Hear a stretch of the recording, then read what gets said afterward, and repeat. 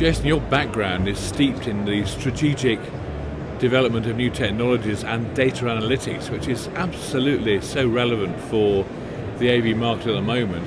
Is that what attracted you to Intel? Yeah, so I had left Cisco and was effectively taking a bit of time off to really unwind from that time. And at Intel, they actually reached out to me based on my background. We started having a conversation. I got to know the Intel Unite platform and the team. It was just a very good match in terms of my background, and I found it very interesting in terms of where the product was at.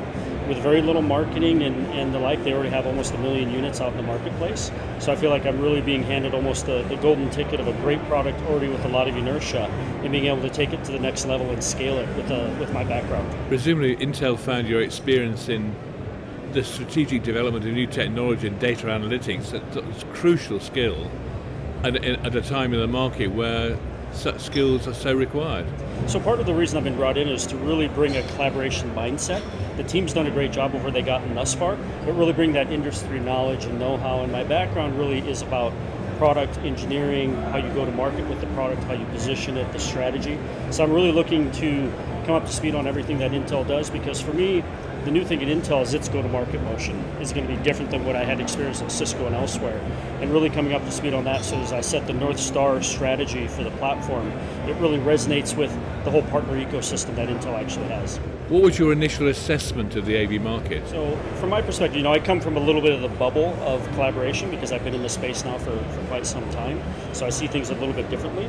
But as I look at organizations, even Intel itself and how they use different tools and things like that, we're using the product that we've got, but there's so much more we could be doing as well. And I see that within every enterprise in terms of how you set up your collaboration spaces, how people interact with the technology and with each other.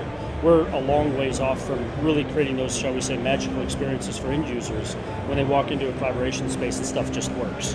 And that's the path that we're on. We've just been to a company around the corner and spoken to their head of AV, who's now head of IT, and they are now absolutely steeped in data analytics, and just recently have hired 2 data scientists to take part with their team, freeing up a lot of the AV guys. I mean, who would have thought that would be happening a couple of years ago? Yeah, I don't see a lot of customers doing that, but I see a lot of people within the technology space, like Intel ourselves or Cisco or others, really starting to use data for those types of insights and bringing that to the table for the customers. I see a huge opportunity, given where a product like Intel Unite is to really give you the insights across everything and just collect all the data. And then we can start to get insights, but also make that available to make your own insights as well, because we will see customers more and more realizing that aggregating data from how they're collaborating to how they're using different tools even outside of the collaboration space on how they really drive that engagement and efficiency.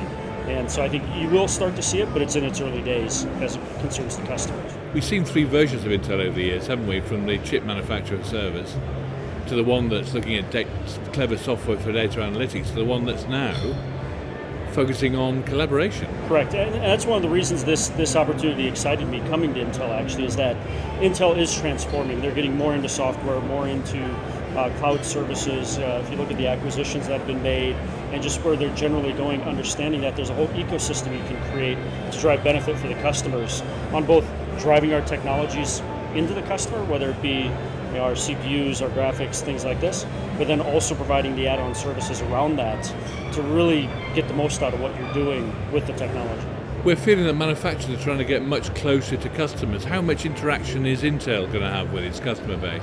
Yeah, it's going to be a combination of me listening to the customers, so I do like to get out with customers on a fairly frequent basis, both that haven't started to deploy our technology yet to understand what's motivating them, and those that have, and get feedback on what can we learn from you, what can we improve in the product, but also, of course, educate them that if you do these approaches and take these steps, you can get much more out of the technology as well. So I think getting that customer insight at my level and really across the team is very important. Is the relationship between AV and IT going to get even closer? Well, I think in pockets it's already happening, right, and it's beginning to expand. Of course, that's going to take a longer period of time because, for example, Intel's historically not been known in the collaboration space. This has been the last 4 or so years that we've been doing that, and that awareness takes time, and we're getting there now, and the inertia is in place, and we'll see more and more of the understanding that we're providing more value than than simply the technology that goes into the conference room, that we're actually providing the insights, the software, the user experiences, and everything else that can actually make the customer better engaged. Security is often overlooked, isn't it? But how should we plan for it? And so I think from a security perspective, it's really enabling the technologies to be controlled and implemented by IT, and adopting standards that are IT friendly as well. So what we've done with Intel Unite, for example, is a lot of the designs actually come from people that have come out of our own IT at Intel, and understand that you do things in terms of how you configure it, how you manage it, have to be very friendly to IT as well. So the same kind of magical experiences you're creating for your end users, I won't quite call it magical for IT, but it's also that simple and ease of use and manageability and ensuring it's secure. So one of the things we do is all of our content sharing that we do in Unite is all kept within your network. And so all the sharing that you do of presentations or content are all within your network using standard protocols, with no need for IT to do anything that they wouldn't normally be doing otherwise to keep that platform secure. Which tech has impressed you most? Yeah, so I've taken the time to tour the floor here at InfoComm, and as I mentioned to someone earlier, it's almost like walking through 10 different Times Squares as you walk through this floor.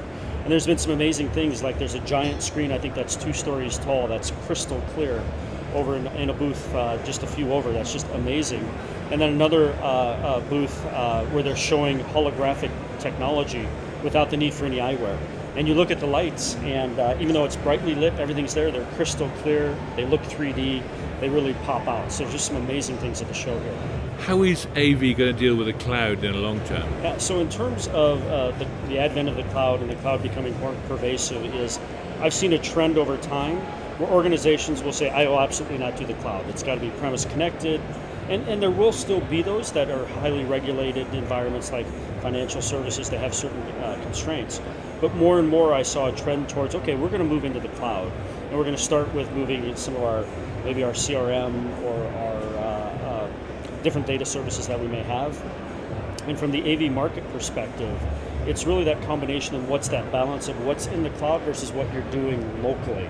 And still providing that capability of having everything local if you want it. It's like we've done with Unite, and I've seen some other vendors here as well, is really allow you to have a deployment that is still local, but if you want to move to the cloud, here's the service, and keep on-prem what needs to be on-prem, whether it's the hardware devices or software running on those devices, and then provide that manageability layer in the cloud that really begins to allow you to more seamlessly manage things, deploy them, and get them to market both quicker as a vendor, but also for the customer on their deployments.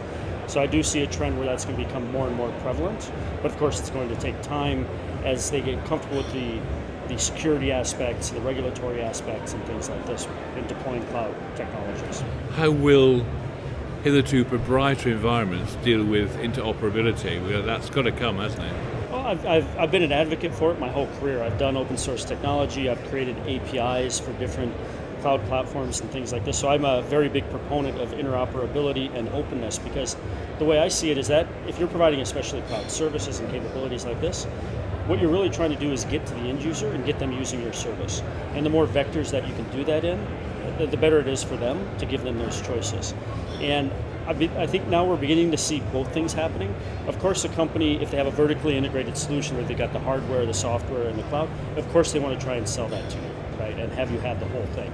But the reality is, in most enterprises, especially larger enterprises, you don't have the luxury either through budget or through even user, shall we say, constraints, because users are often using shadow IT platforms where they're actually saying, hey, I'm going to use this new flavor of the day instead of the corporate approved particular solution. And in those scenarios, you've got to start embracing the ability to provide both your own vertically integrated capability, but also an openness to say, hey, if you want to use this hardware or this other service, it can plug into us, and provide that openness to do that. There was a resistance initially in some sectors in doing that, but I'm seeing more and more with the major players that they're really getting into an openness. Some are still kind of reserved, so I won't go into any names of who they are.